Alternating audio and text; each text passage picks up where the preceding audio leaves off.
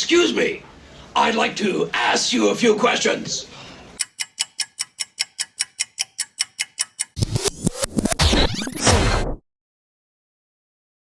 That's right, it's already February, I said it right, 2024, which means it's time to talk about February 1994. Isn't that right, Lulu? That's right.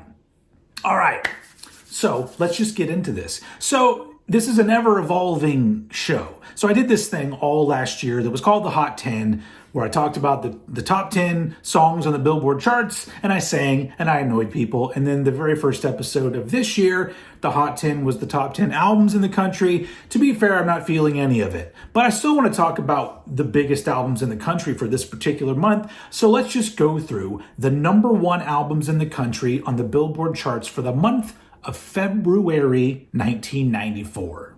For the first week of the month, the third album from Mariah Carey, Music Box, was the number one album in the country. But then something big happened. Week number 2, the number one album in the country was not technically an album, it was an EP, and that was Jar of Flies from Alice in Chains, which is already a big deal because I love Alice in Chains, but in 1994, this was the very first EP to ever go number one on the Billboard charts. Has there been another EP after that that went number one? I don't know, but this one was the first one. Back in the day when music I was listening to was actually popular. But, you know, no good thing can last forever. And in fact, this one only lasted 1 week. Because week number 3, the number one album in the country was the John Michael Montgomery album, Kicking It Up. That's all I'm going to say about it, because I don't give a shit. And wrapping up the month, the number one album in the country, week number 4, was the debut album from Toni Braxton. Now, this one kind of tripped me up because if you had come to me and said, hey, when did Toni Braxton's first album come out? I would have said, I don't know, sometime in the 80s? I don't know, 86, 87? No, 1994 was the first Toni Braxton album? Anyway, she's celebrated like she's been putting shit out since the 70s. But anyway, this was her debut album. Who knew? I mean, I didn't. I guess at the time I did. I don't know.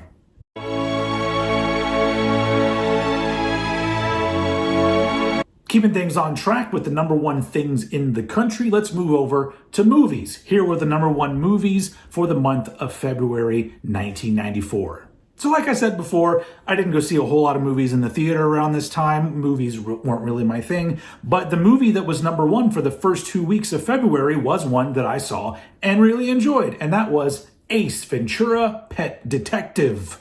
The first movie featuring Jim Carrey that most of us saw. I mean, most of us at that point knew him from In Living Color, and this was his big breakout movie, and it was hilarious. But more important than that, there's a very big memory attached to seeing this movie in the theater, and many of you know where I'm going with this. So my friends and I, especially around this time, we were big into death metal, and we just decided to, hey, let's go see this Ace Ventura movie. And so we did. And then, I don't know, was it 30 minutes into the movie? All of a sudden, Ace Ventura walks into a club and fucking Cannibal Corpse is on the stage. This was a big deal because not only was metal not really represented a whole lot in mainstream movies, but absolutely not death metal. And I remember us all sort of freaking out like, holy shit, Cannibal Corpse is in this movie.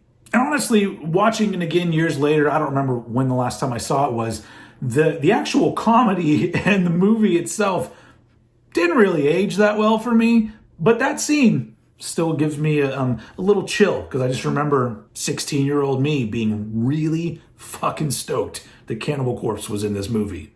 They were in the number one movie in the country for 2 weeks. But then for the third week of February, our good friend Steven Seagal swooped in to take the number one spot with his movie On Deadly Ground. Have not seen this movie, so I don't know what to say. It's a Steven Seagal action movie around that time when people still cared about Steven Seagal movies. But apparently they cared way more about Jim Carrey than Steven Seagal because the fourth week of February, Ace Ventura, Pet Detective was once again the number one movie in the country, closing out the month. All right, and that brings us to my favorite segment of the show, which is when I talk about the albums that were very important to me that came out this month 30 years ago. Probably the biggest one of the month came out on the first day of the month, on February 1st, the third album from Green Day, Dookie. This album, probably the biggest Green Day album, but a huge deal at the time because this pretty much ushered in the huge wave of pop punk that kind of took over mainstream rock in the mid-90s. And before this album, I had no fucking clue who Green Day were because they were, on an indie label, and I really didn't dig that much into a whole bunch of indie labels. I was still 16. I was kind of getting to know the shit I was into and where the cool shit was, but I was really into Dookie when it came out. And honestly, to me, it's held up very well. Still a very well produced, very fun, very enjoyable, very catchy and hooky pop punk album, loaded with classics. But when it comes to albums that would fall into that pop punk category, it wasn't my favorite that came out this month. That one came out on the 7th of February, and that was 24 Hour Revenge Therapy, the third album from Jawbreaker, the first Jawbreaker album I ever heard, and it's an album that has lived with me ever since. I guess I probably heard it in late 94, and it's been one of my favorites ever since. Super important album for me and my favorite Jawbreaker album. Now, funny enough, years later, these guys would be lumped in with emo, and I guess I get that a little bit, but not, I don't know. It's hard. I guess they're on the punky side of emo, I guess, but man, I don't even like calling this a punk album. It's just a Jawbreaker album. It's fucking fantastic. Also released on the 7th of February, the second full-length album from Therapy, Troublegum. This would have been my introduction to Therapy via the music video for Screamager, which I think, I saw on Headbangers Ball. Now, this is a really great album and a classic album, but they left behind some of the noise rock kind of things they were doing on their first two mini albums and their first full length, and I kind of like that stuff better. They'd still do some of that stuff today, but this album, I feel like they went a little more straightforward, but did a fucking damn good job with it, in my opinion. Now, those last two albums came out on the 7th, which, if you look back at what day of the week that was a Monday. And in America, I remember, especially in the 90s and a little bit beyond, the day of new releases was Tuesdays.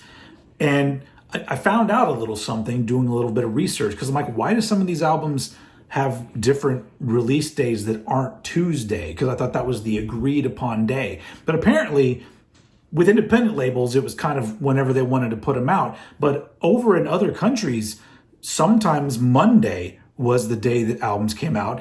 And in other countries, it was Friday. And so I guess depending on whatever that first day, I guess that's when it came out, whatever country that may have been.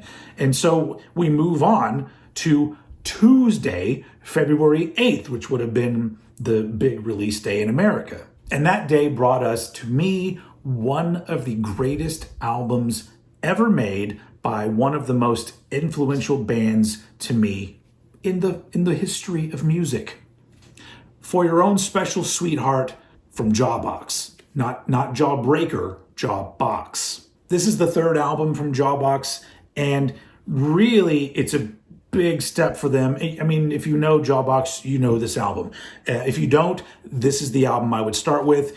And the music they play on this album just opened my eyes so much to different kinds of songwriting and what you could do with music that could still be melodic and catchy, but also noisy and aggressive at the same time.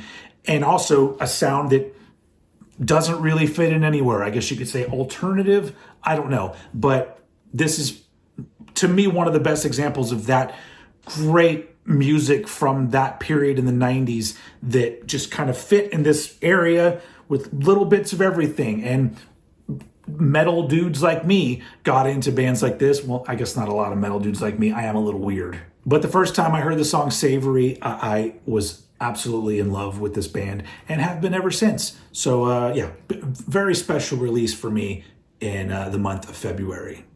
So that's all the albums I have to talk about for this month. For 1994, who wants to go back another 10 years?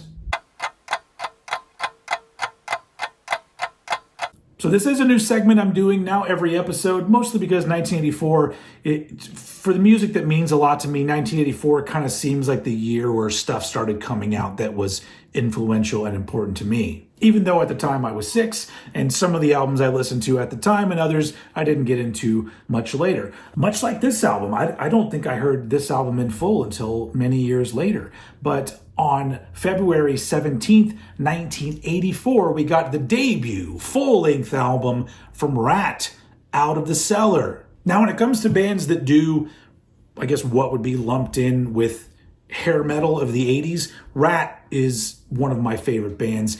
And honestly, you could make the argument that they don't belong in the hair metal category. They're a hard rock band. But most of those hair metal bands were actually just hard rock bands. They just spent more time on their appearance. Give them a fucking break. Haven't we lived with this for long enough now that we should grow up? But Rat are one of the best, and this album is just chock full of fucking classic songs. And I guess around this time, this is when that hair metal thing really started to blow up, because you had albums like this, you had Metal Health by Quiet Riot, you had Stay Hungry by Twisted Sister, and things just snowballed from there. But out of, all of that shit that I just mentioned, this is, to me, is the jewel of that era. And that's the only album I have to talk about for February 1984. Kind of a light month, but don't worry, I'll be back next month to talk about all the cool shit that came out in March of 1994 and 84. All right, thanks for watching. I will see you all again next month.